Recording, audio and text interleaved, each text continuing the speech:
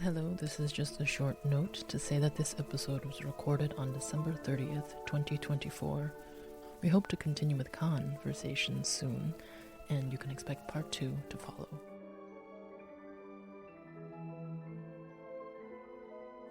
Hello, and welcome to the 2024 edition of our favorite films of the year. We will be discussing around 10 films each. Today, I'm Eliana, and I'm joined by Patrick. Hello. And hello, Lawrence Garcia. Hello. And Öykü Sofuoğlu. Hello. So, I was thinking I want to confront you with this statement and you can say if you agree or not. Let's be very controversial. 2024 was a bad year in movies. Do you agree with that overall assessment? I don't agree with it at all. I think it was a really good year, at least for me personally. I won't be able to make any statements about the film industry, but for me, this year had lots of films that touched me on a personal level, which wasn't the case in last year. There were films that were objectively good, but I didn't feel as engaged as I am today with the films I put to my list. There are more films that I will remember from this year. I think that's what it counts the most. But this is a really personal thing. So I don't know. But for me, it was a good year. That's an awesome answer, I think, because if you feel really engaged with them and if you have a personal connection to them, I think, those will accompany you for a long time. How about you, Lawrence? I think this year, I'll preface this by saying that I saw fewer films, I think, this year than I did last year, just because I didn't do the festival circuit, like Berlin, Cannes. So I only did TIFF this year. But overall, I wouldn't really say that, at least in comparison to last year, that it was much weaker or much stronger. Maybe other people felt that last year was much stronger, and in comparison that this year is weaker. But I think they're pretty on par, and in some ways, I thought 2024 had some higher highlights, at least for me, than even last year. So I would say I would agree with Öykü in that, maybe for different reasons, that I think it was still a solid year. And how about you, Patrick? Yeah, for me, it was just I felt overall more disappointments throughout, and I thought these festivals that in some respect are, more of the highlights of the year, like Cannes and Berlin, I vividly remember that in 2023, I had some films that I thought, oh yeah, those films will accompany me for years, and there will be films I look back to more that I didn't feel so strongly this year. Last year I felt like, oh, the new Teddy Williams, the new Radu Jude, the new Nuri Bilge Ceylan, and I could go on, and I didn't feel like there were many films of that sort of caliber this year. However, I will say that this year I think one of the aims or goals I set for 2024 was to attend more festivals of maybe, a smaller register, just to see what festival circuit overall could look like. And I think in this I took much more pleasure, and perhaps also I found that much more gratifying to see smaller film festivals. I went to Yerevan in Armenia, for instance, and I went to Rotterdam. And I think those kind of festivals are perhaps in some respect more aligned with my overall outlook on how film festivals could be. They feel more intimate. You make much more easily connections with other people. It feels, it just feels more like a communal experience. And this, of course, doesn't seem to be related to the films, but you actually make a lot of, you find films that wouldn't have been on your radar at all. So there are also some festivals that I just noticed that I would want to attend in the future, like Vision du Réel, for instance, that I think, they actually have a lot of films every year that seem more daring than at other film festivals. So, of course, I, just put this up for conversation, this thesis, and I still think that especially if one widens one's scope of what films or what festivals are actually part of your consideration, then there will never be a bad film year. There are just too many films, that come out each year, and only because films are not necessarily on your radar, that doesn't mean that the film year overall was bad. So, yeah, there's a big caveat to my initial statement. How about you, Eliana? I'd say I feel this year I've suffered from cinema amnesia and cinema ignorance to a degree, and being between forgetting, well, obviously, forgetting and just not being so motivated or interested in going to the theater to see some things. Of course, there's the issue of availability. And the fact that we are talking about films that are technically released, perhaps, or have their world premiere in one country or through one festival, but ultimately don't even make it to the theaters until the subsequent year, or even a year or 2 or 3 after, which might not be the greatest for discussing films that people who might be listening have not yet seen. I do agree also with Öykü overall that in the end, the films that I've put on my list are films that have touched me or intrigued me in a way that I haven't quite seen before. But at the same time, too, the film titles that you mentioned, Patrick, of last year, still Ceylan's film is very big for me, or even La Bête, which I got to see this year at Rotterdam. And it was also very interesting. We got to go to TIFF for the first time as well. Through the Media Inclusion Initiative, saw Lawrence there, and Armenia, where Öykü was as well. And I was also in Zagreb for a workshop, and, well, not including TIFF, but these smaller festivals were at a different level of engaging with cinema and their locale. The Armenian Film Festival was drenched in so much emotional and political reactions to the films that were being shown, especially due to the fact that Armenia is technically at war right now with a region. Yeah, there were a lot of films about that region as well, right? I forgot how to say it in English, like Karabakh, this region with and this conflict with Azerbaijan. Yeah, it's really, I mean, it may sound crude to say it in that way, but it's really interesting to see how this, affects a film festival and how it reacts to it, and then to see the people at the place they're engaged with it. Yeah. I just wanted to quickly throw in 2 or 3 other things and see if you have any reaction to it. If not, that's also fine. It's just some observations I randomly made this year. For instance, for some reason, 2024 was the year of war photography. We had this Alex Garland film, Civil War. We had this film Lee with Kate Winslet. We had this Sundance documentary, Never Look Away, by Lucy Lawless, devoted to this journalist. I forgot her name right now, I'm sorry. And there is The Room Next Door, which had this weird, plot line with Tilda Swinton, where we go back in time to her time as a war journalist. Just, I wonder if that, overall is also a reaction to our political landscape, that this is embedded into these narratives.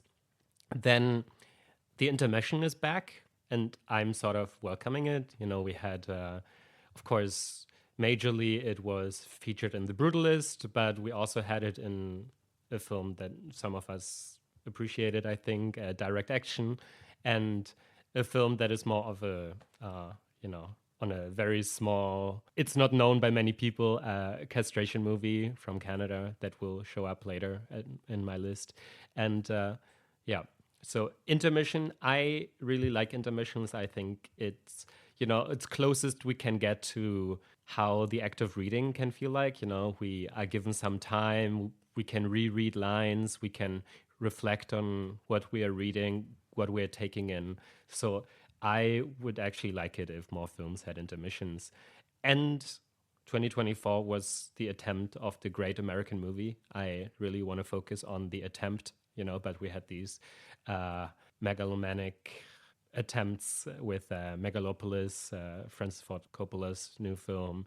We had the Horizon Project that we don't know if it will ever be completed. And we have The Brutalist, which, one can have very different opinions on. But yeah, anything of that sparking some response from your side? I'd say I was just like thinking simultaneously while you're speaking about war photography.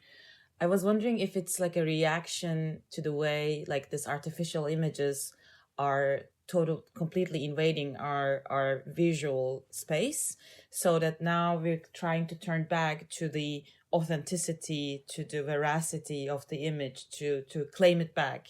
Maybe it's a reaction to that, this need, this urge to find the truth about war, about humanity. And since war photography in the past is a form of capturing that, or at least like questioning that, and it's a safer place maybe than the virtual cyberspace, and how the images are circulated and represented in our in that cyberspace. I think it's like a counter reaction, or like a refuge to go back there and look back at the truth again. And regarding intermission, I mean, of course, the films are made with intermission, but like as someone coming from Turkey, in my own viewing experiences, intermissions were always part of that. When you go to theater in Turkey, there are still intermissions, even though the films themselves don't have it. Oh, that's so interesting. I think so. That's really interesting. I think even when the film is not intended to be like separated into two, I like grew up with that like 15 minutes break, and it's interesting now that it's also like it's a traditional thing in cinema, but yeah, so it's also like really subjective, I would say. And great American film, it's huge, obviously, but I was maybe wondering that since it's American Horizon is intended to be like a chapters of films, maybe it's also connected to how cinema is becoming like a serial thing, to like a chronicle, and it's like a not cinema itself, but like a form of turning a mixture between TV series with chapters and sequels. And maybe that's also part of like this. I was thinking of this weird Taylor Sheridan series in like Yellowstone and 1923, like these kind of series that also try to like depict American West, I guess. And maybe that's also a reaction to claim back the cinemascape with those narratives. But I don't know. I just these are just like things that came up to my head. Yeah, I mean, I think in relation to the war journalism question, I guess it didn't really leap out to me, in part because I haven't seen a lot of the movies that you mentioned. Like I didn't see Civil War. I did see the Room Next Door. Neither did I, by the way.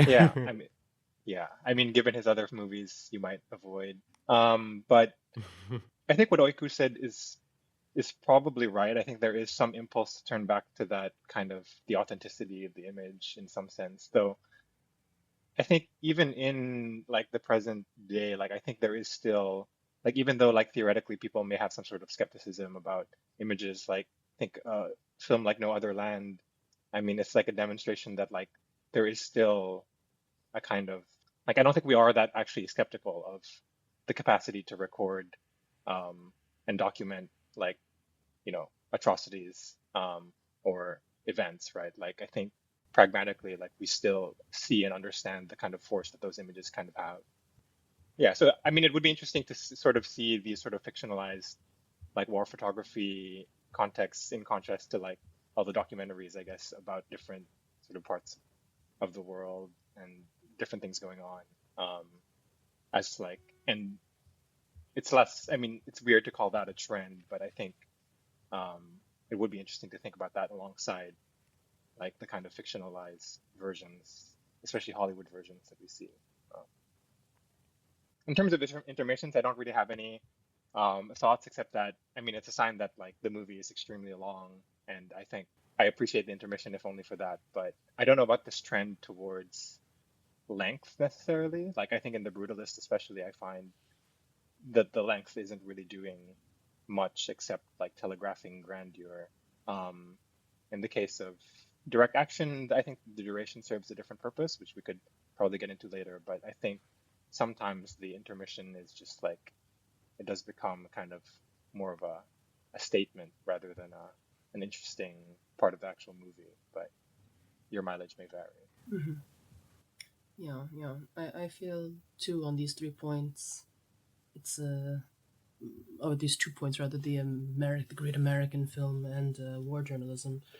That what you two discuss are just this. There's still this modern idea that a war correspondent, a war journalist, is perhaps a form of a hero, even though we know that there is the possible corruption of actual fact that can also be carried within their own job. But this, and for the great American film, I think people do want, ultimately, out of all this mess that is the world, that is life, to find or to attach themselves to ideas that seem to have meaning and grandiose.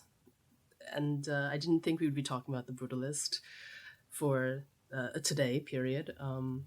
This is a consequence of such thoughts. Okay, and as a heads up, I sent you these questions of, I asked you to comment to these categories of movies I did not get, movies they did not get, and scene of the year. So if you have something like that. So movies I did not get, I think it's self-explanatory. So films that were acclaimed to some degree, but you didn't sense deep affinities with. If there's something that comes to mind, that would be interesting to me. How about you, Öykü?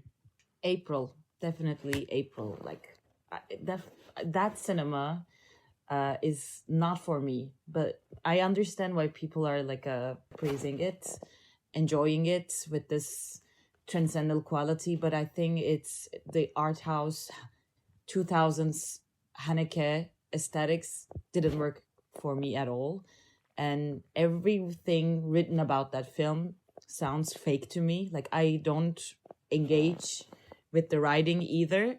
It's just a big no for me, and I don't even want to talk about that film. Like it's yeah, I think April was the biggest one among them. Okay. Any film that comes to mind for you, Lawrence? I think for me, I have two, and I know they'll come up later. But the first is Paella Kapadia's All We Imagine Is Light.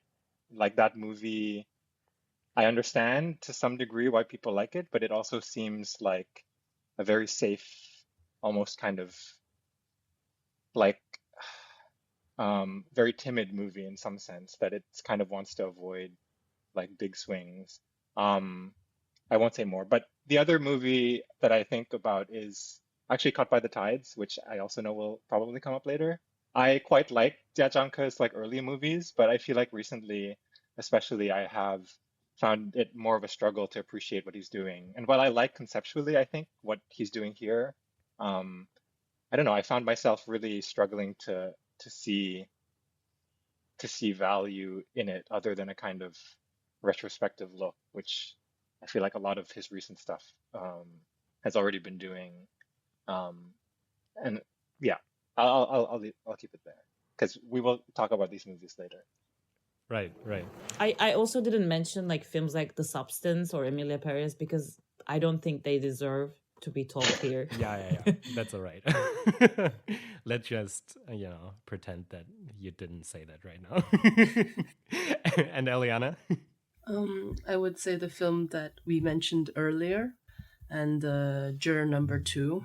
I didn't really feel that film much while watching it. And I've had outside entertainment value that almost seemed so, I can't believe this is being made, that it became funny to a degree. And that got me through the screening.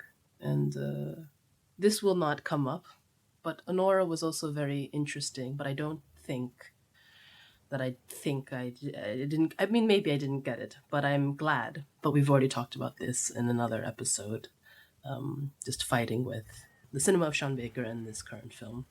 Okay, and for me, it's I saw the TV Glow by Jane Schoenbrunn. I really like the subject of the film itself, but I don't like if it's just, if it just imposed on me so obviously that I don't think I actually get to engage with it, because it's, it's all so explicit, and it's all so, I feel like the film doesn't leave me any room to think about it, because it's all so clearly expressed. It's a bit like the zone of interest, where I think, oh, I see the idea, and now we just go through with it. The Brutalist is another film like that, that I feel like, oh, it really wants to be that, but I don't feel it at all. So yeah, films they did not get. Films that you feel strongly about, but other people didn't seem to have the same response. For me, that was a bit difficult. Because I feel like basically I could bring forth my entire top 10, and to some degree, that is more or less the case. But I would just pick this very small film I saw at Rotterdam. It's called SR.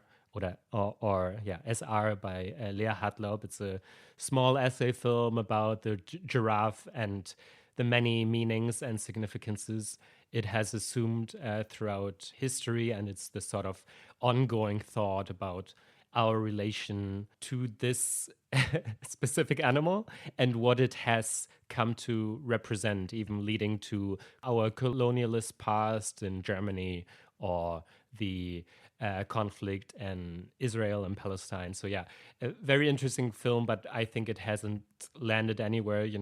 It hardly traveled elsewhere apart from Rotterdam, so I felt a bit sad about that. But yeah, that's my film. Yeah. Just to piggyback off of you, because we didn't actually talk about that beforehand, but I also would choose SR. I've heard so many people tell me, why did you like this film? Or even actively going out of their way to say that they quite disliked it. And how about you, Öykü? I think, I would be more conventional about this, but I'd say The Shrouds. Obviously there will be a lot of people who also praise the film, but I think people tend to say that it's a bad film, just properly bad film, which I don't think it is. That there are so many interesting points that kept working with me even after I saw it the first time, and I'm really looking forward to see it again. It's working. There's still things that are going on that I'm trying to understand, and I enjoy films that give me that feeling. I think that this was with what happened with The Beast last year, so I'm curious. And yeah, but people tend to say that it's just a bad film, but they're, especially about that of death, of losing someone, there's so many ambiguous points that I want to go back and see again. Yeah, I think there's something there. It's hard to talk about that film. And you, Lawrence? I guess I didn't actually pick anything that wasn't. The films that I thought about were also on my list, but I guess this is almost a kind of preview then, because I think would be my number 10, Steven Soderbergh's Presence, which I think some of you saw.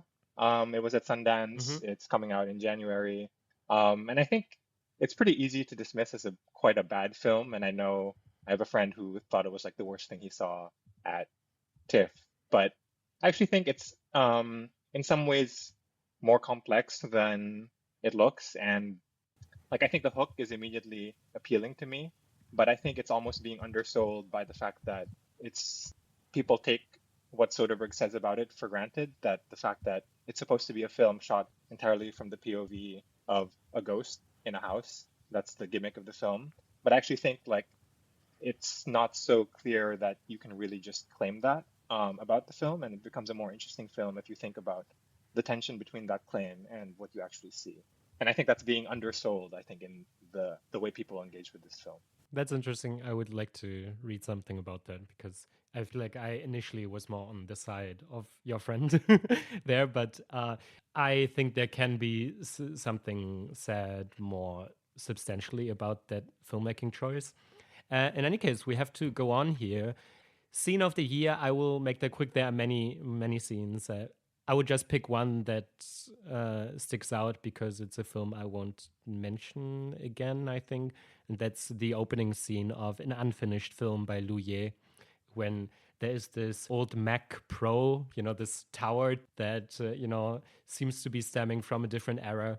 And they go back at the beginning of the film. It's a bit like in the Victor Irise film to unearthing this film that was never finished. And then they start the computer, and they first have to make sure that they can actually play the film because the technology is not as compatible as it used to. Then they have to try to sync the sound and everything, just all to get back to that time, and we see all the interfaces from back then. It's all something that we so easily forget in how technology evolves. And I think that there was such a fascinating, unearthing of a different time in artists' work, but also in technology. And I think that came together well.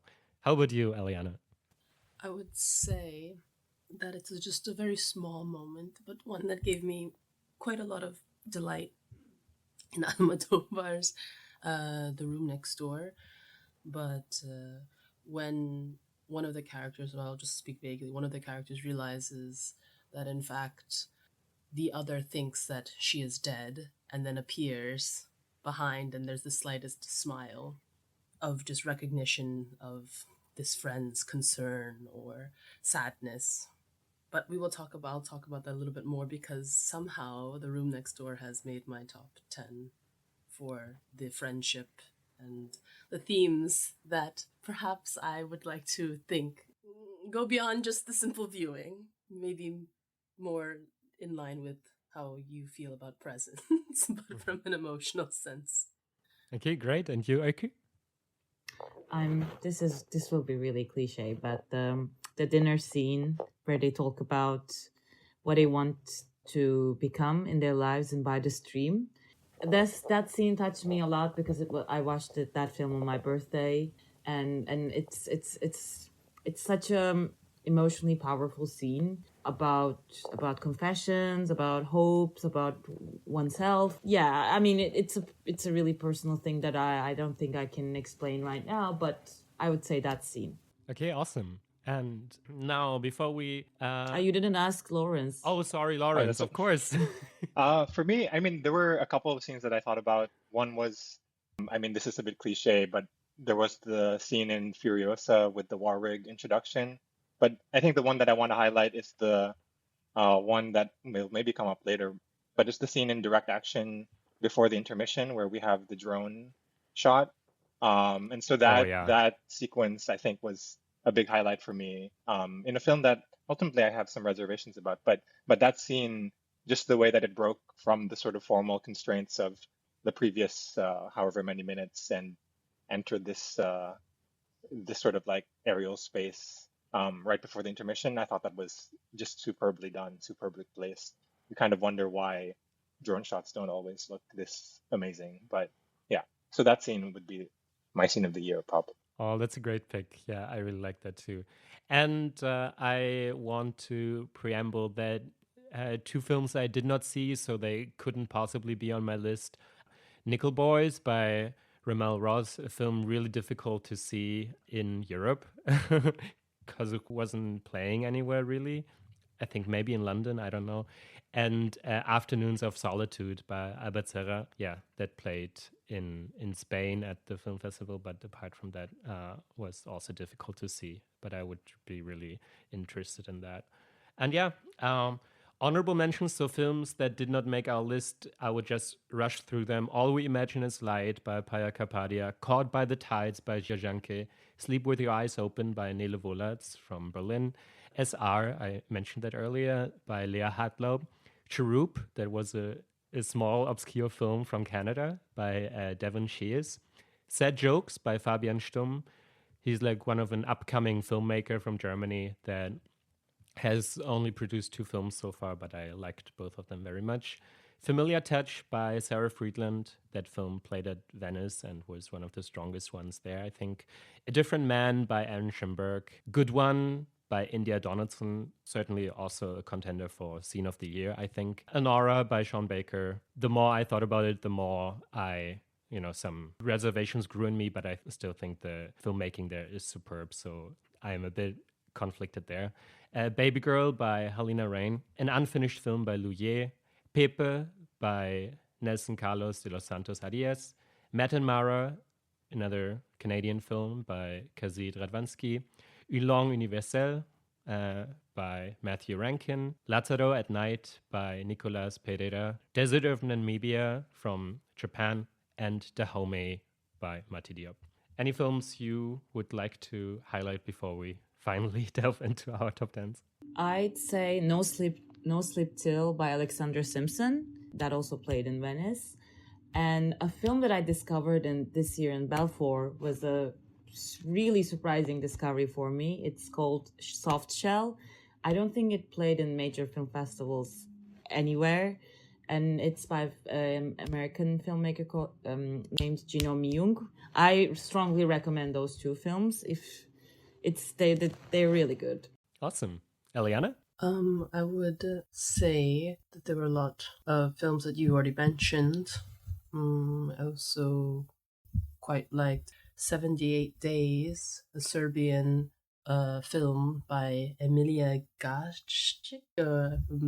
And this one was interesting as well, Inkwash, which we saw at TIFF by Sara Tsorakidis, I believe, of Greek perhaps origin, but I'm not sure whether the director... Yeah, I think so. That's all I will say for now. Yeah. Okay, and for you, Lawrence? Yeah, so I have nothing so obscure. There's one, so Lazaro at Night you mentioned already by Nicolas Pereira. I would have Hong Sang-soo's Traveler's Needs on my honorable mentions as well. And I guess also just because short films often fall out of the conversation, I'll mention 2 that I quite liked at Wavelengths this year at TIFF. So Revolving Rounds by Johan Lerf. And the other one is Diary of a Sky by Lawrence Abu Hamdan.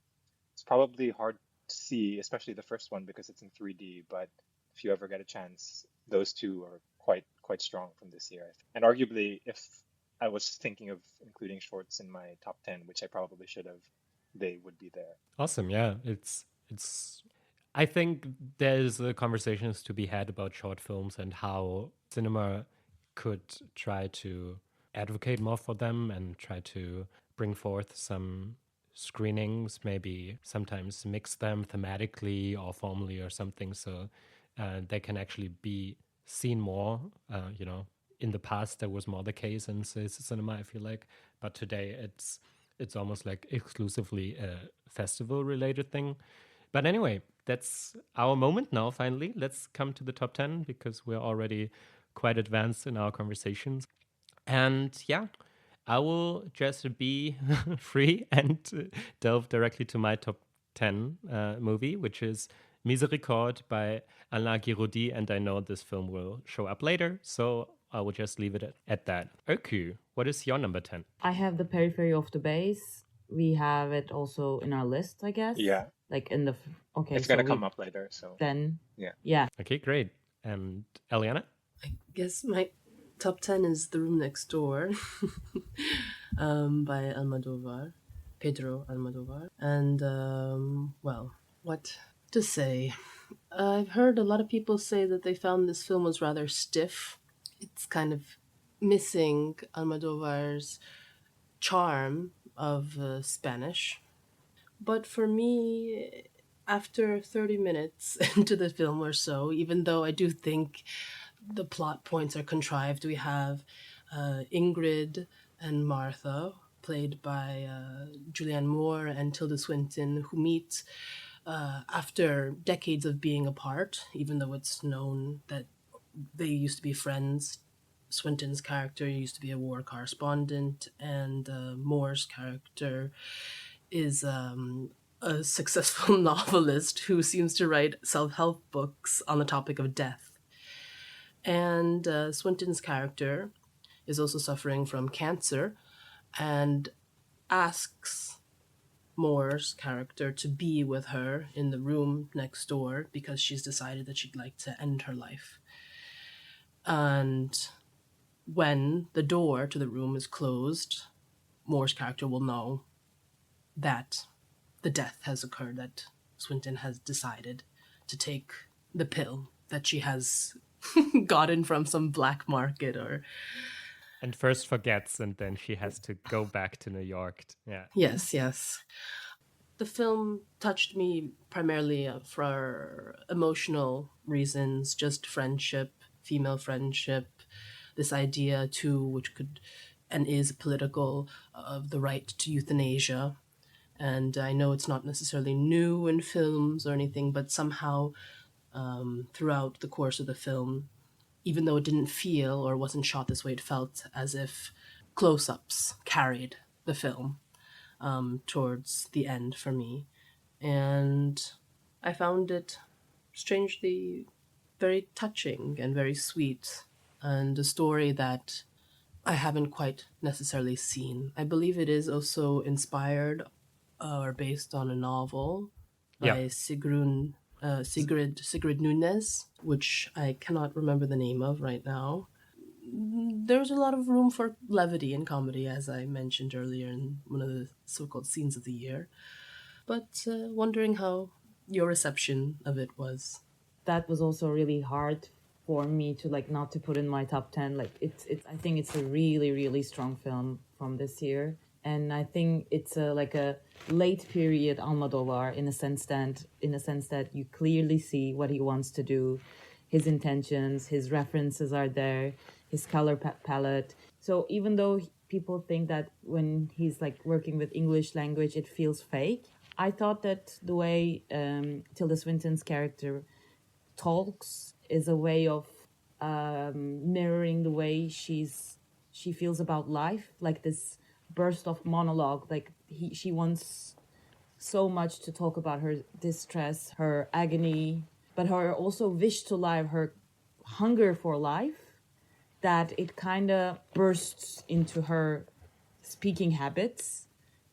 That really touched me. And The Dead by John Huston and also by James Joyce are works that I personally admire a lot. So there were so many things that touched me on a personal level, but with a really exquisite cinematic touch to add references to a film. But as you said, on an emotional level, I think illness, death, and how to live with them, how to deal with them are matters that I usually think about, and how one can deal with those subjects and creatively, but also through friendship, was really interesting for me as well. Even though it's not very subtle, I think the message there is very important, and it was interesting.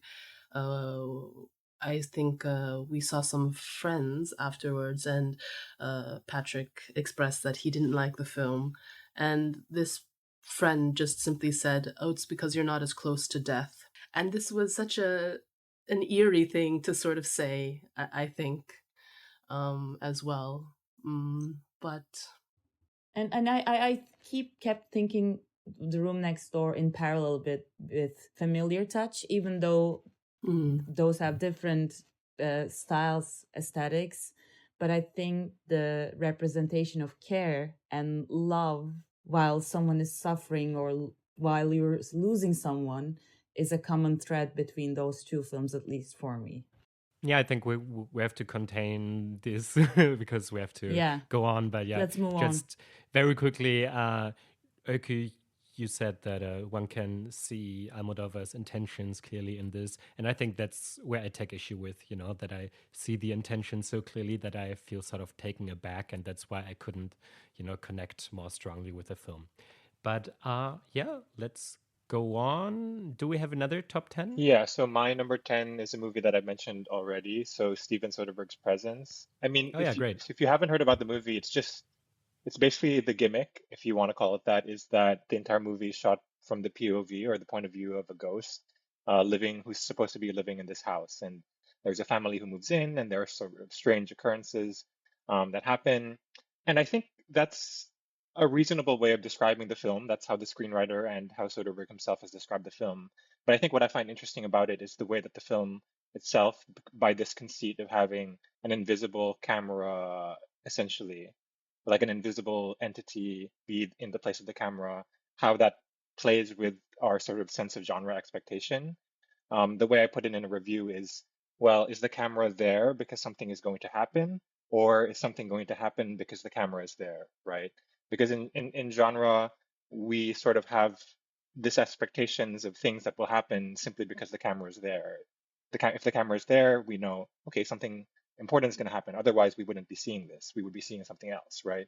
And I think the way that the film plays with that by having the ghost supposedly be in exactly the camera's position is quite interesting. And I think people who just take the film fully as having the camera be the ghost is sort of ignores this sort of tension that it creates with the genre expectation.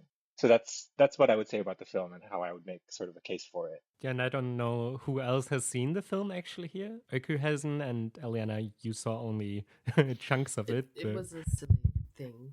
Essentially, I was led into the theater 20 minutes into the film, and then I was at this angle, and I went, oh gosh.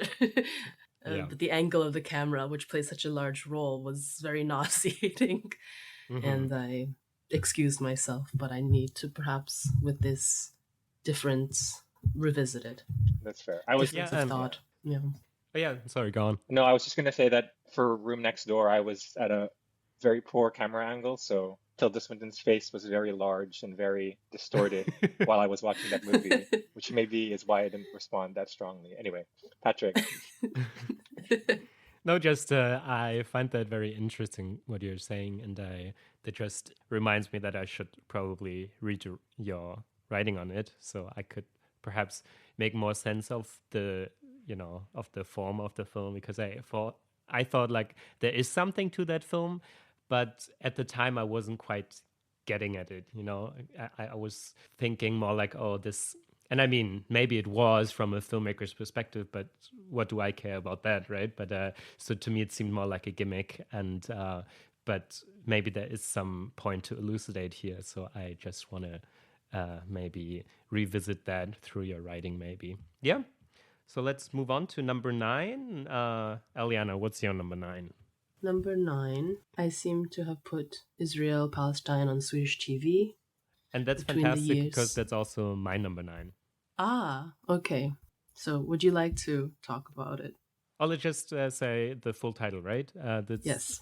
Israel, Palestine on Swedish TV 1958 to 1989 by Göran Olsson, a Swedish director. Eliana, what did you like about that? So between these years, or as public Swedish TV does aim towards being impartial, or they call it non-partial, actually, I think, and to report.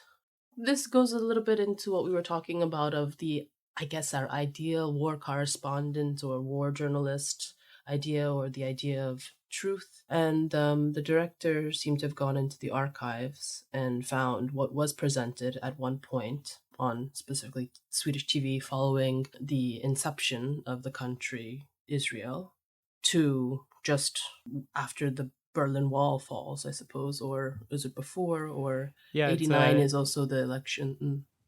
Yeah, and the film ends basically in 1993 with Oslo, with the accord there.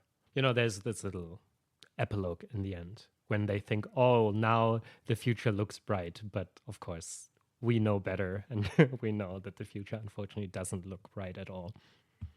I think it was more thematically, which seems to be unavoidable, trying to position something, looking towards the past to sort of see issues with the present.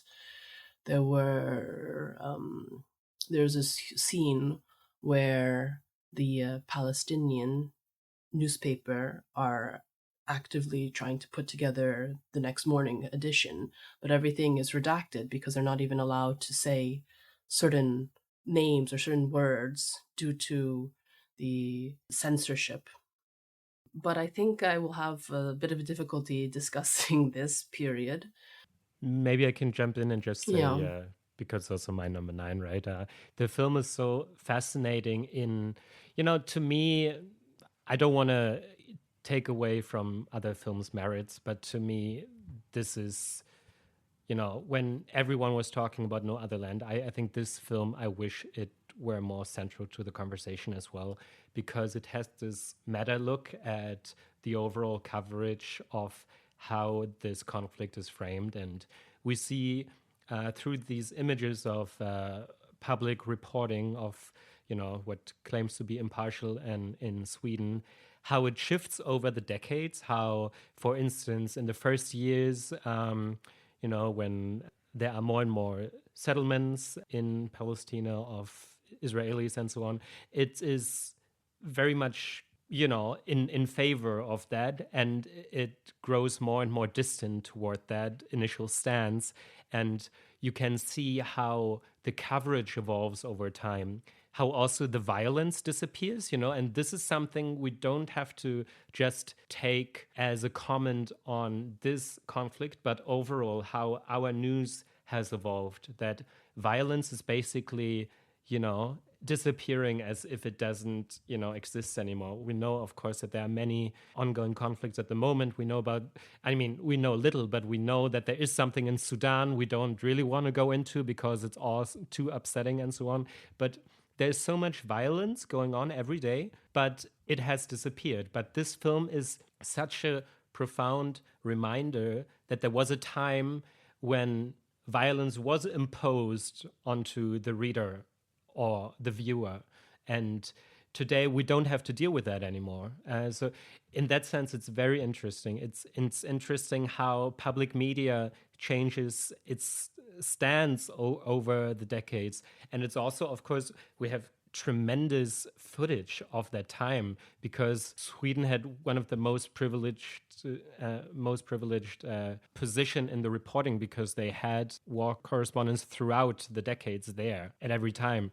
That means you have 16 millimeter footage that, by the way, and it's very distasteful of me to say, but it looks tremendous as well. So there's this weird thing even going on in my head that it looks so beautiful while showing some very upsetting things. We actually see corpses and so on in the beginning as well, but as I said, they disappear over time.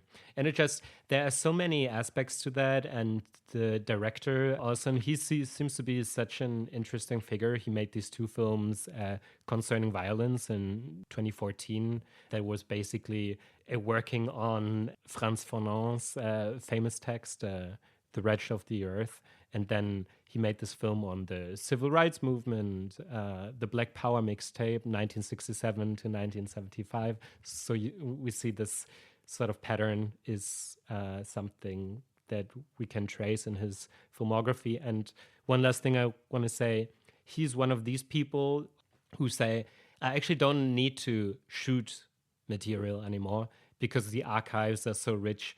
I much rather want to explore what we have actually recorded. And I mean, if you see this film, this material he has found in the archives that was just lying around, basically, and he fully committed to exploring what was already there. And I think that's such an interesting concept, that to make a film, you don't need necessarily to shoot because there is so much at our disposal. Yeah. Okay. One very last thing. You can also see the transformation from media itself. So it starts with 16 millimeter black and white footage, and it goes on to, I think, VHS later in color, very interesting concept overall, just to take that time frame and explore. Yeah, so great film. Yeah, I find it quite interesting, these films that take a more archival approach. Like Sergei Loznitsa is another one who Right. has taken that sort of approach in his archival documentaries. Like when you talked about how it was almost weird how beautiful the imagery of this like horrific thing was going on, I thought of The Natural History of Destruction, which is his 2020, I forget what year it was, but it does something similar with all this like World War II aerial bombing footage where it's beautiful, but it's obviously horrifying and terrifying. But yeah. Maybe I can jump in a bit about Israel and Palestine, because I also had the chance to interview the director in Venice. And I think it's also like an similar to soundtrack for a coup d'etat, the way how there's a clear intention of mentioning, highlighting the sources, the importance of the source material, where they come from, because we have these recurrent screen inserts after a program, or if there's a shift between the programs from which the material was appropriated, we have this insert indicating from which year, from which program, which format that these images were shot. And I also found that really interesting, to give that clear indication where these images come from, which is not always the case in many documentary films, even with the archival form. But one scene that really struck me in that film was a program where two families living in Sweden, one from Palestinian family, the other Jewish family, watching the television about what is going on at that zone, which is also shown on TV. So, which reminded me of Godard's Here and Elsewhere, which was also shot in the same period as this program, and how distance and television can impact our perception of things. So I really like that meta level that the footage itself added to the film, like how framing of the TV can impact certain things. And another thing I wanted to highlight was, as you mentioned, Sweden had this unbelievable resources, material and probably intellectual, a distance to go there and like do readings about the zone, because maybe when you're living in that reality, it's hard to get a grasp, like a full grasp of what is going on. So maybe that distance is sometimes detrimental, but also necessary. So there are like a pros and cons about that distance, but I think it's necessary. But there's also hierarchy of format of information, because they have these resources, as if like they have the property of images or of reality that these people are living in. So there's this disproportionate relationship with the reality depicted and reality lived. And I always find that interesting. I think Godard also has a small segment in Sofuoğlu where about war photography and on these conflictual zones where people go, take images and come back. So I think Israel and Palestine also tackles with that aspect to war, like go there, take a representation or what is going on, and coming back and claiming on our own on a representational level. So I also found that really interesting in the film as well. Okay, Lawrence, hit us with your number 9. Or did you already? Sorry. Not yet. So my number 9 is okay. Mike Leigh's Hard Truths, which feels like a bit more of a conventional pick. And I think if there is one film on my list that I am least sure of, it's this one. But I mean, Mike Leigh, I think at this point requires no introduction. And this is one of his very strong, dramatically driven character studies. And I think what I find affecting about his work and what I find effective about it is how he is able to make situations that would otherwise not be dramatic quite dramatic by virtue of just how strong the characterization is. So here you don't really have much more going on than a person going about their day, but precisely because of who this person is, it becomes like a kind of locus of all these sort of dramatic incidents, and it sort of builds toward a scene where the main character has basically a kind of lunch or a meal with her sister and her family, and just the ability to portray why this sort of just very normal meal, or what would be normal for an average person, is such like a Herculean effort for this woman, is I think what sort of gets at, I don't know, what Mike Leigh is about. I think I've started to value more his sort of ability to just create characters who have believable histories. And I think that's something that maybe especially in the more contemporary festival art cinema mode, is almost like undervalued. It's like it's easy to discount how hard that can be to do. And I think he's one of the rare people who can do that seemingly effortlessly. Great. I think, has anyone else seen that? Because I have not, unfortunately. Yeah, so we all haven't seen that. We just have to take your word for it, Lawrence. Well, you can let me know next year when you catch up with it. Sure. And in the meantime, Öykü. My number 9 is Les Reines du Drame, Queens of Drama by Alexis Langlois. I don't know if anybody has seen it here. Nope. No. So I have been following Alexis Langlois' work, I think, since 2021, while I was working for Mubi and doing subtitles for his shorts. And that was the period when I discovered, and this is his first, no, it's not his first feature. I'm not sure. Let me see. The Demons of, yeah, I think it's his first feature.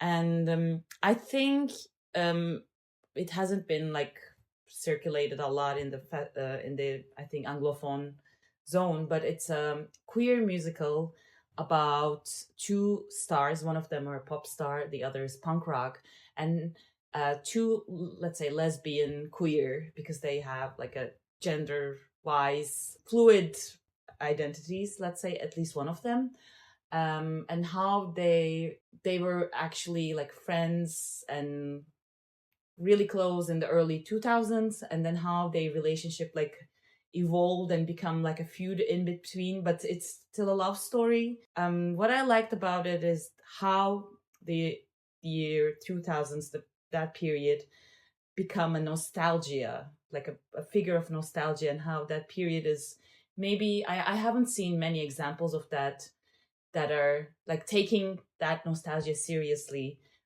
really digging this pop culture, because I think it's also the period where the internet is making its entry to it's becoming more widespread in the society, and how these pop culture started to circulate, and like figures like Britney Spears or Spice Girls, like, of course, we've been like joking, making funny videos about those figures, but I haven't seen many films that are, while being funny, taking that nostalgia, that period seriously and looking back to it.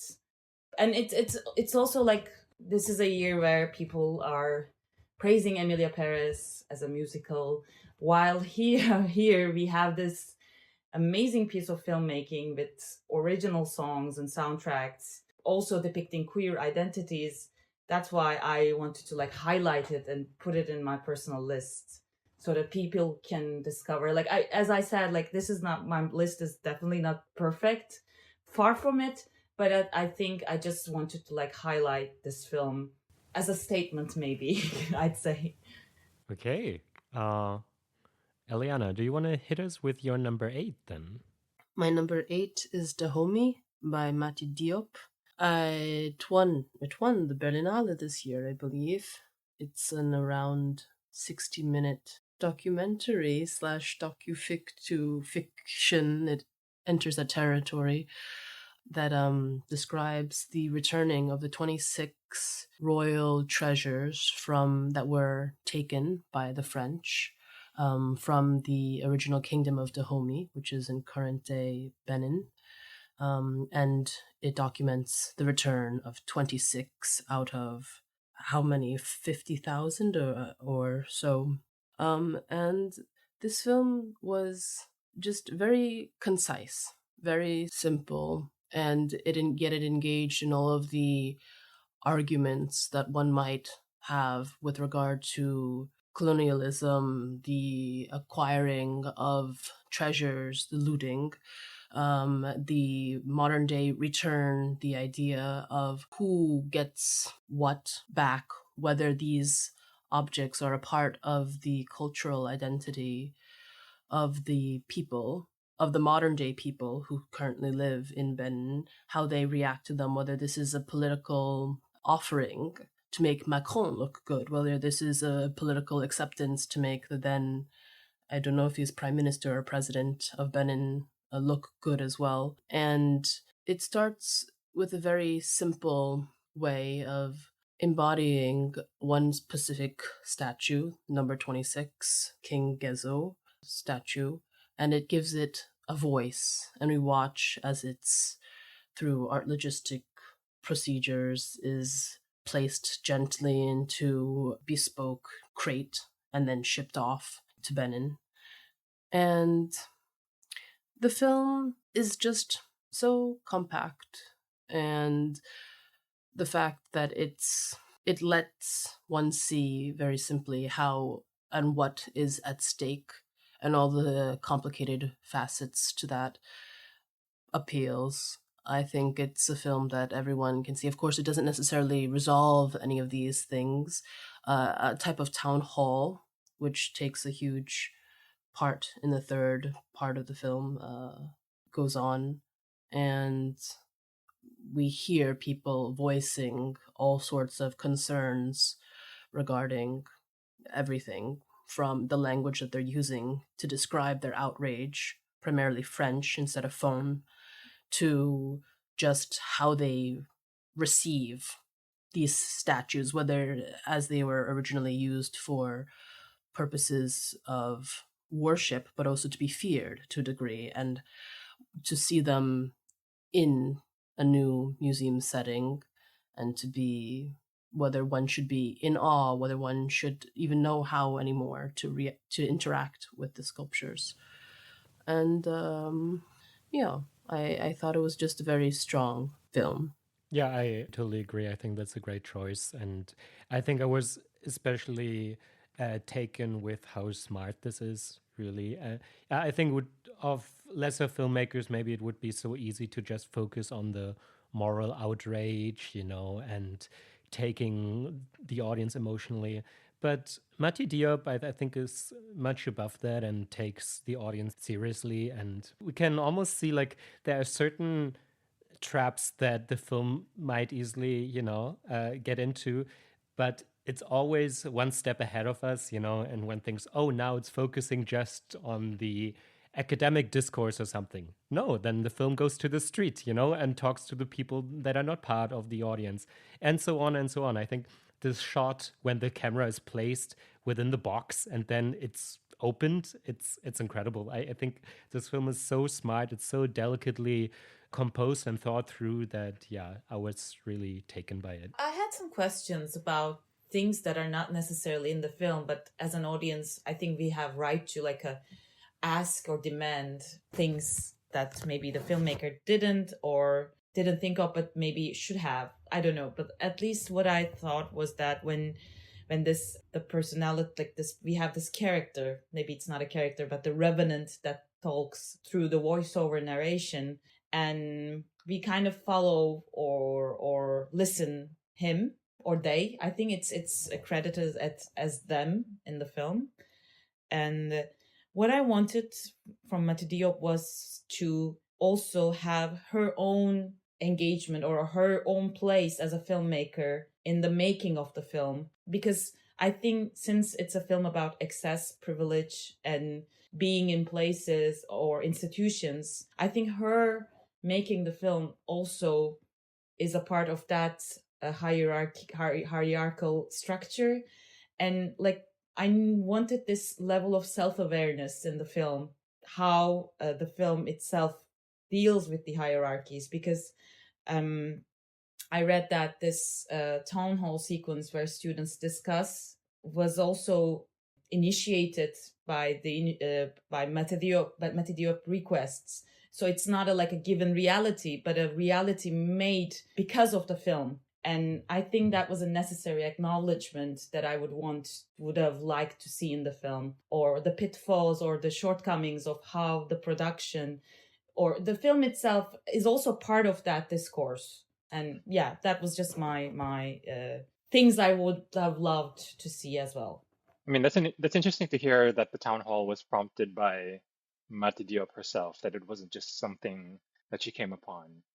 That said, I do agree that the film is quite compact, very smartly made.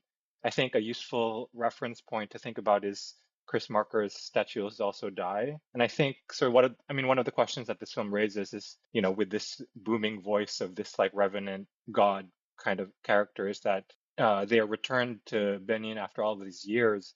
But is there still any longer a way of life that sort of supports this, right? Like one of the arguments that one of the young people makes is, oh, these are works of art, but I'm already to take them as works of art is to take them in quite a different way than when they were originally used, right? And so it becomes open question, whether this voice that we're hearing, still even like can be said to exist in a way, right? And I think that sort of stark disjunction between the kind of mythic quality of the voice and the documentary aspects of the town hall, I think was really quite effective. Yeah, and I'm glad that you brought that up, Öykü, because I did not know about that. I did find it a bit suspicious that when I listened to the Film Comment podcast of the year overall, there was one audience question about, isn't that sort of problematic that this film was made by Mate Diop, who has not the same origin of Benin and so on, who is to speak for whom and so on. And this was dismissed so easily as a question, and I sort of understand that because we want to see filmmaking as a universal project where this should be possible.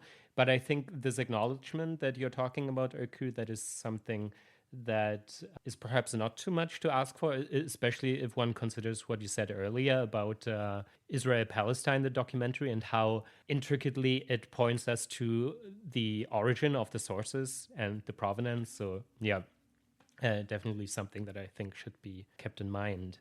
I will move on and introduce you to my number 8, which I will keep short and brief. This is Wang Bing's Youth Homecoming. You can think of it as the trilogy overall, I think, in my case, even though, I'm picking here Homecoming in particular, which premiered in Venice after the second film had played in Locarno a few months before. And I think this is an astonishing project overall that he pursued here. Wang Bing, whose work now, if we think of how we store our knowledge about films, it's quite disturbing that the Chinese equivalent to Letterboxd, they have basically removed the entries of Wang Bing's filmography, so people not only in China they cannot see his films, they might not even know of their existence anymore, which is quite despicable. And I must say, I don't use that argument too often, but I was just very much emotional when seeing these films. I think he captures some truth, he captures some lived reality, and it just, it's too much. You cannot, usually in the documentary, I always wonder, oh, these people actually know that there's a camera around all the time. This is just too long, they cannot, the people there depicted, they cannot always be conscious of that camera. It's just his entire project is just too committed to the time he spent there for them to be always conscious of this camera. And you have just such moments of as with Jonás Mekas, you have like these small glimpses of beauty every now and then. Here in the third part, they move back to, for Chinese Lunar Year, they move back to their hometowns. We see the conventions of marriages and weddings. You see what they do, for instance, the groom is carrying the bride from one village to the other. That's sort of a custom there. You have this train ride there where they're basically sleeping in the aisle because they couldn't find a seat. And there's these small moments. We have very endearing voice messages where the one character sings and sends that to the other. And it's sort of their daily lived reality. So I should just say this is all placed in situated in the garment districts where people basically are exploited on a daily basis in some more remote regions in China. A lot of them are actually migrant workers, so no one cares about their rights and their work contracts and so on. You see how they often come together to approach the boss for a raise in their salary and so on and so on. We have seen that before in the first two installments of the film. Additionally, we have this return home and how they even try to just somehow grab the money to get the train ticket to return home. And it's all very endearing. It's all still, of course, committed to the overall project of displaying these atrocious daily lived reality there. And I would have kept watching this forever, knowing that my watching doesn't change anything in the slightest. So Wang Bing's Youth Homecoming for me. Any comments? I only saw this third installment. I missed the first two, but I found it quite affecting, and I think you're right to point out that there is something about Wang Bing's filmmaking where the duration of the camera makes the sort of the self-consciousness of the people in front of the camera matter a lot less, and I think that's integral to how his films work. I did feel like I was missing something a bit, having not seen the first two, because it does seem like a bit of a structural shift in that they go home in this section. So I would like to see it again, having first seen Youth Spring and Youth Hard Times. Okay, and since we need to keep it shorter now, maybe Lawrence, what is your number 8? My number 8 is Hong Sang-soo's By the Stream, which will maybe come up again, or maybe not. It's my number 8 as well. Oh, okay. Anyone perfect. else? Yeah, excellent. I've written at length about Hong Sang-soo before for a movie this year, and I think I recommend reading that. Yeah, I think all I'll say about this film is that I think one of what I find interesting about Hong Sang-soo's recent films is how they sort of pare down their approaches. And so they're very minimalist, very few camera movements, setups.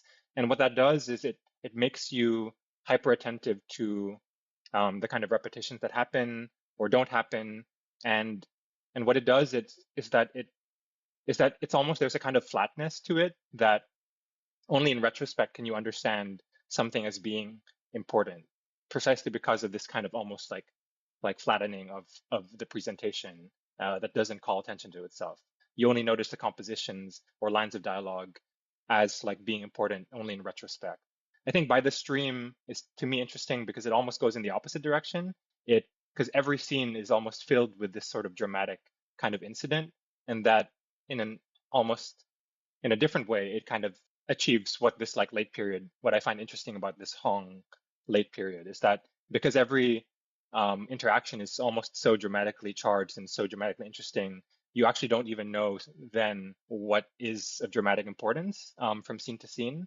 Like there will be important things that go on between the characters, but in the next scene, it may not even come up again at all. And so was it even of dramatic importance? And how do we understand that sort of convention? Yeah, that's all I'll say. Öykü, what did you think about By the Stream? As I said, I think I was really like overwhelmed when I watched it.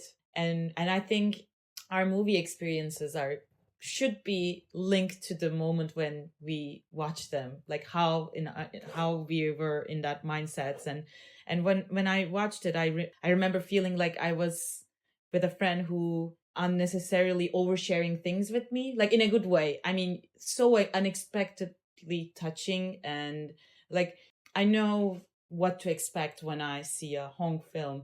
But like, as you said, this dramatic outburst, like on a micro level, was so surprising. And they came up in moments that were so unexpected, and like things escalating on a micro level to like a really dramatic climaxes were really surprising for me. And I was at Locarno. It was really hot. I was really depressed and felt really lonely. And I felt that as if the film itself was like hugging me and said it was going to be okay, which was probably not related to film itself at all. But I think what I felt strong about this film was how it was able to channel emotions in the viewer. And I think many people who are into Hong would also feel the same. That being said, I don't think Hong Sang-soo this wasn't his intention at all. But I love how his filmmaking can become something different, and how simple his intentions were or are, that it can be transformed and read on different levels. I like that idea of transmigration of his ideas, his vision. And I think that's what it counts the most, how a filmmaking that is so simple and minimal can transformed and be read and received in so many different and personal levels. And I think it's so strong and so unique in his cinema. And I'm like all for his, like, he can make 5 films a year and I would still be there to, like, with open-minded, open-hearted to watch them. And I think I like, especially, I think it's Novelist film, where there's a scene he films Kim Min-hye at the end of the film with a different color. I think it's black and white, or it's in color. Sorry, the film is black and white, and it becomes like in color. And there's this interpersonal filmmaking moments between them, and I think By the Stream also features that kind of like intimacy on screen. Maybe they create in between themselves, or maybe I'm interpreting it that way, but I always kind of catch glimpses of this really intimate moments when she's in front of camera. And even though she is still in character, we can still see Kim Min-hye as Kim Min-hye herself, like kind of filtered through that character. And I also like that a lot. Okay. Eliana, you already had your number 8, right? Okay, so we go to number 7, which for me is We Are Inside by Farah Kassem. I don't know if that appears on your list as well, Eliana? It appears as my number 2, so I can talk about it later. Move on. Lawrence, what is your number 7? My number 7 is Kiyoshi Kurosawa's Chime, which premiered, I think, at the Berlinale earlier this year. And it's one of 3 films Kurosawa made this year, the other being Cloud, and which I did see at TIFF, and then Serpent's Path, which I still haven't seen. But Chime is, I think, less than an hour long. It's quite tight. And I found myself surprisingly taken with this, given that I have some sort of skepticism about Kurosawa. But I found this one really tightly made, in that there is a kind of like disturbance that occurs. There's like these strange, violent occurrences. And what's interesting about the film is that there's a kind of over-determination about the source of these occurrences. Oh, you might think in one scene it's just the guy is disturbed. In another scene, it might be some sort of like ailment that's spreading throughout Tokyo, or maybe it's not actually Tokyo, the city that it takes place in. In another scene, it might be something else. Like, so the sort of the cause of these violent occurrences is sort of overdetermined. And in that way, it almost reminded me of Todd Haynes' Safe in that sense, where potentially anything can become of importance as contributing to this like strange occurrence. And at the end of the film, there is this sort of shift to 16mm film that, oddly, in the context of this film, has a really strange, uncanny kind of impact, because it's like almost the film itself becomes the cause of this like occurrence. And so I think the sort of the tightness of the conception and the execution is what I found really appealing about the film. Did anyone else see it? That to me was, I think that to me was the most interesting part of the film. I think this year was the year when I really had to solidify on the fact that this is not my filmmaker, you know. But I still think they always give you something to talk about. It's just that I don't enjoy his films very much, I think. Then, Eliana, what's your number 7? Castration movie anthology part 1, which appears later on your list. Yes. So let's move to Öykü. It's Miséricorde for me, and I think it's already on like further in your list. Yeah, it will show up later, I think. The perks of overlap. We can go ahead and go to number 6. And I'm sorry to bring that up. I know you have discussed that already. But to me, you know, I only got to see it this year, is Los Delincuentes by Rodrigo Moreno. I love that film. I remember that day in Cannes when I asked Lawrence which of the 2-3 hour movies I should see, and he actually recommended this one, but I somehow got his message wrong, so I went into this other film I didn't appreciate it so much. So, and this is the reason why I saw this film so late. Yeah, I love it. It now in hindsight, I can say it reminded me also of Pepe, which played at this year's Berlinale, in the sense that narrative is here, you know, it takes on the appearance of spontaneity. You think as if, we arrive at a scene and just by the interest the camera is taking in that scene, it might forget about its narrative, you know, and it goes into a different direction. And I think this is so fascinating. We already talked about that film, so if you want to hear more about it, you can listen to last year's episode. But I really like this idea of how narrative can seemingly transform as it evolves before our eyes. And yeah, I think this is a film I will revisit many times in my lifetime just because it's so pleasurable as well. It's fun. It is dreamlike. You know, like it has this oniric quality, and it's seemingly spontaneous, and that's what I love about it. So yeah, Los Delincuentes by Rodrigo Moreno, and of course upholding the Argentinian flag. I think there are so many great directors these days.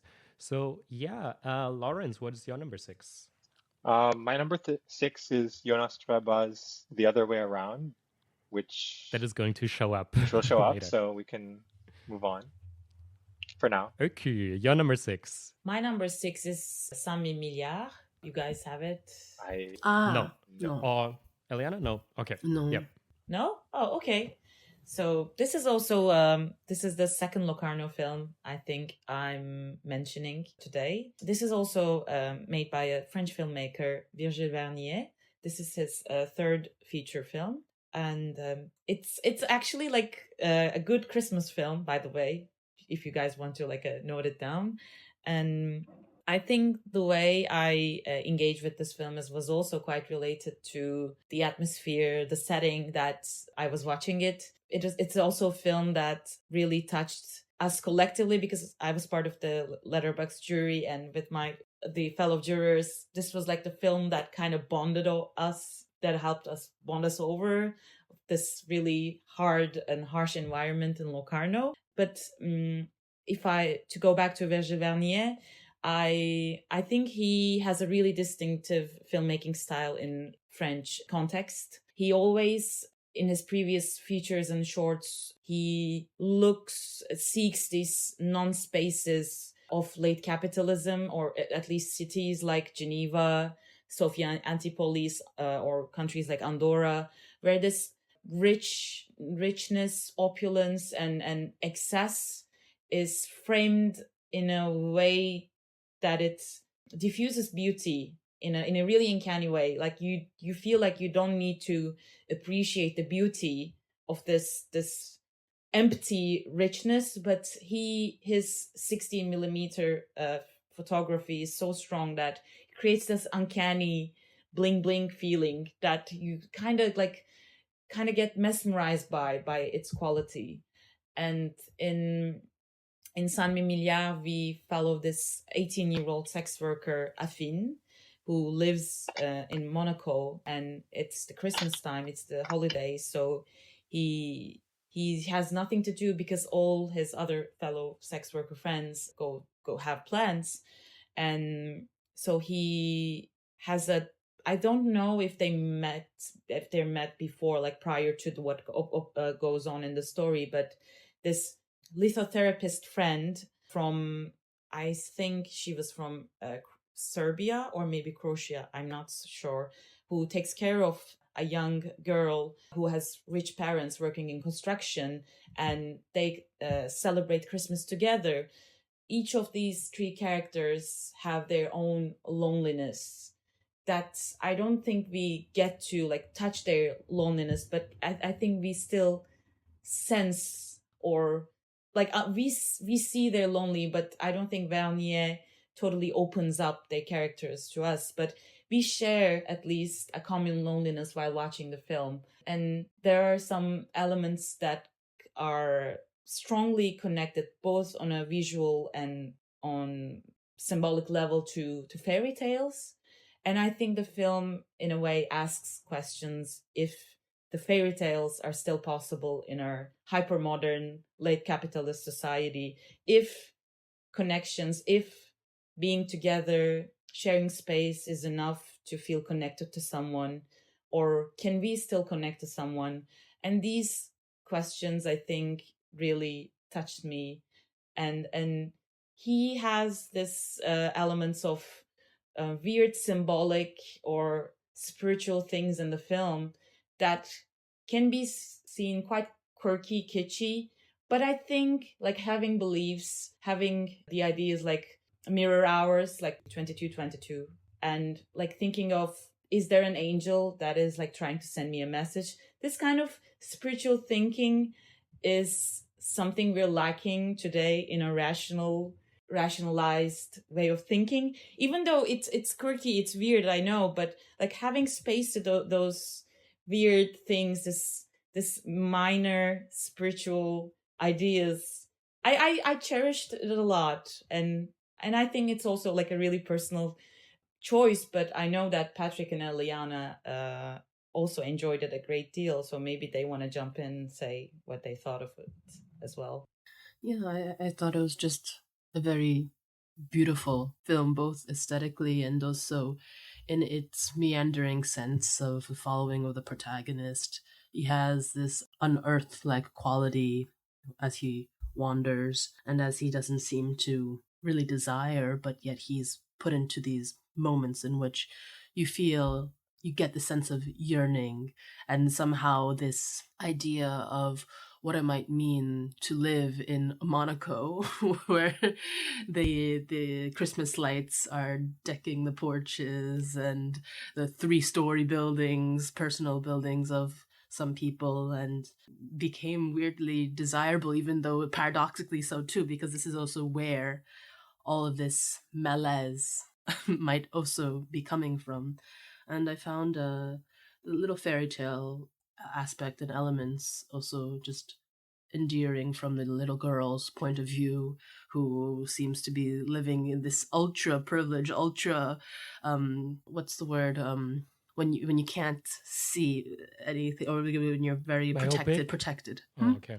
No, sorry, in to a degree, a very just but protected more existence, where she believes this absurd thing because she's been told that there will be the end of the world coming, but she will be saved because her parents will be building an island. But there's something still very dear about this small hope that she sees even in these completely absurd and ridiculous and unrelatable circumstances. Okay, great. Yeah, I have other things to say, but we have to move on. So I will continue with my number 5, The Other Way Around by Jonás Trueba.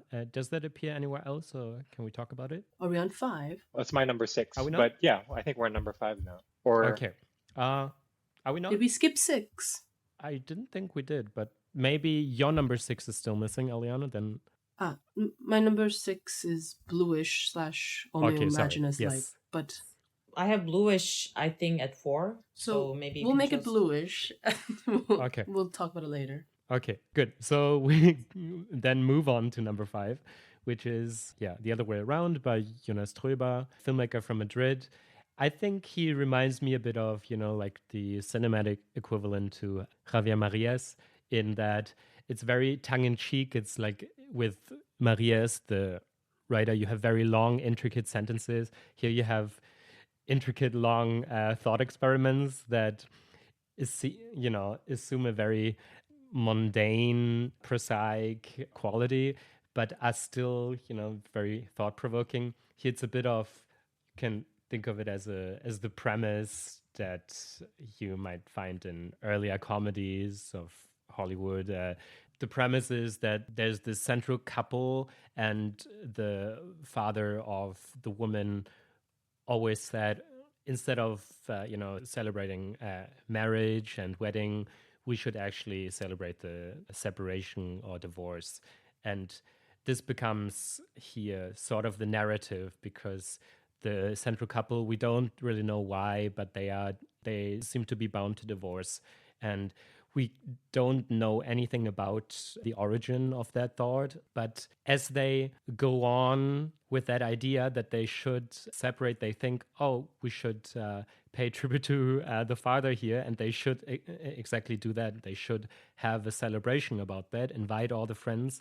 And the film goes on and on. They meet all their friends and family members, and they tell the story again, how they are going to separate and they want to throw a party about it. And you see how this narrative shifts and evolves, becomes more and more like a narrative, as with a screenplay, one might imagine, when you have a first script version, a second version, and so on. And as they become more and more conscious of their storytelling, they feel more and more trapped in their own narrative. And I find this is so fascinating. It's so simple on the one hand, but it's so complex if you think about the implications of this. And yeah, there are a lot of literary and cinematic references to Ingmar Bergman and Liv Ullmann, for instance, where they liken the relationship of this central couple to them. And you have the Kierkegaardian motif of repetition. And of course, the repetition here takes its central core of the film. And I just have been really infatuated in recent years with the notion of repetition. And I think this film does a stellar job in depicting that. So yeah, Jonás, Trueba's The Other Way Around. Lawrence, that also appeared on your list. Yeah, so it was my number 6. I think you covered a lot. I think what I find most appealing about this film is there's a kind of reflexive element to it. So the wife, she's a filmmaker and the husband is an actor. And so there's a reflexive quality to the film where it seems like the film we're watching is the film that they're almost making, almost in progress.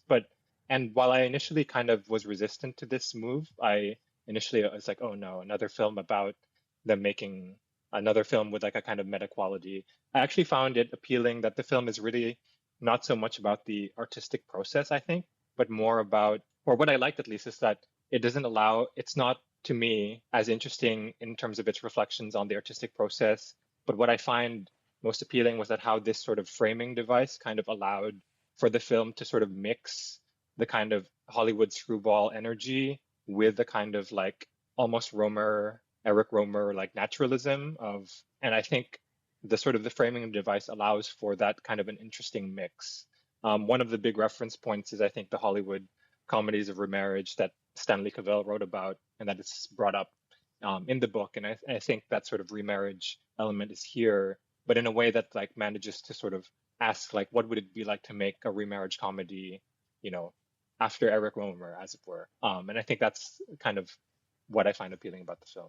But yeah, Jonás Trueba, I think quite an underrated filmmaker in some ways. Like this film was in the fortnight, but I don't know if it went anywhere after that. But I find all of his films that I've seen at least quite good. Like, anyway, I'll Who's Stopping Us, right? This very long docufiction from a few years ago was also quite strong. I think. And what I liked, just as like a short thing to add, is that I think he has his own like cinematic imagery and landscapes. And if you once you get into his cinema, maybe it's like for people who already watched his previous films, but like it's some like Stanley Cavell also comes up in August Virgin. So I think this like highlights and references and and winks at his previous films is also nice to catch. And I like that how he builds this not coherent, but his Madrid, the bridge. I think the character from August Virgin was supposed to jump also comes up in that film. So that they have this like intertextual references in between his films.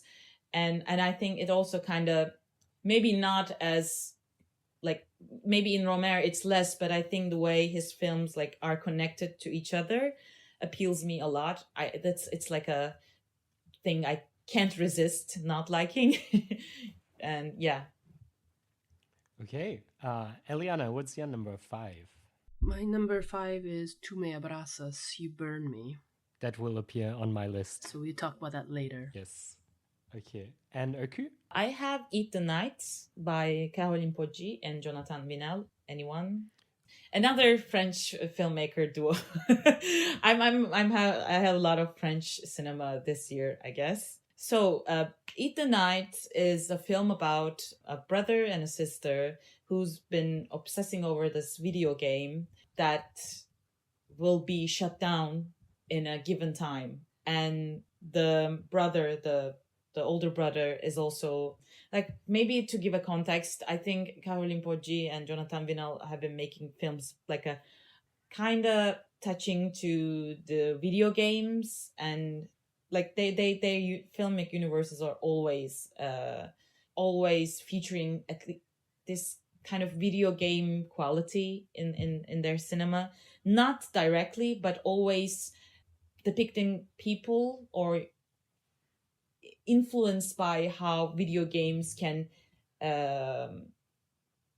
become in characters. Like, I have to say, like this idea of characters that have missions to accomplish without having anything other to do, like how video games can impact our construction of characters. I'd say I'm kind of lost my train of thought, but here they're using video game imagery embedded in the film, and they created this video game specifically for the film, and I really liked how the impending end is depicted in the film, because we know that this game will be, the server will be shut down, and the countdown, the coming to an end, walking towards the inevitable. This idea is, I enjoyed it a lot, and how it was also embedded in the story, because like the story itself is it's not cliche, but I think this is a story we've seen it many times.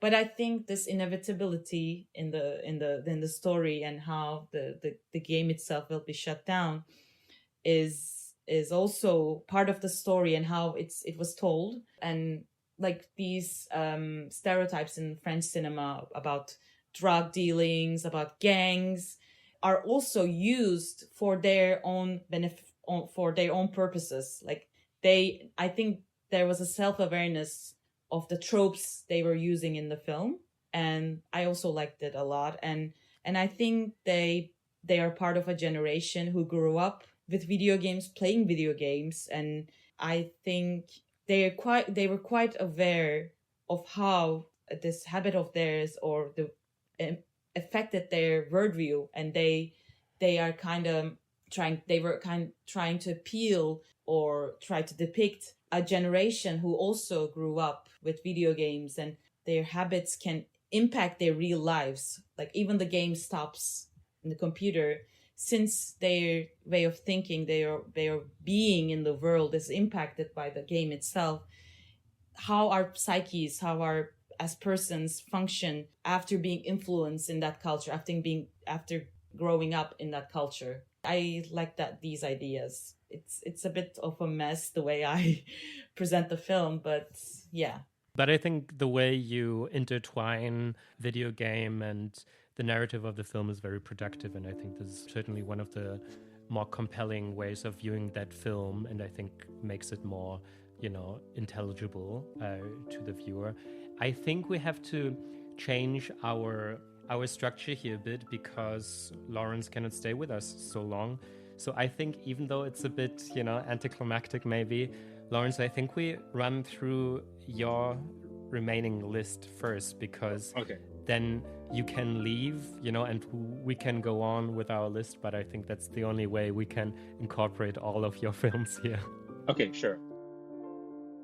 Thank you for joining us for part 1 of our top 10 films of the year 2024.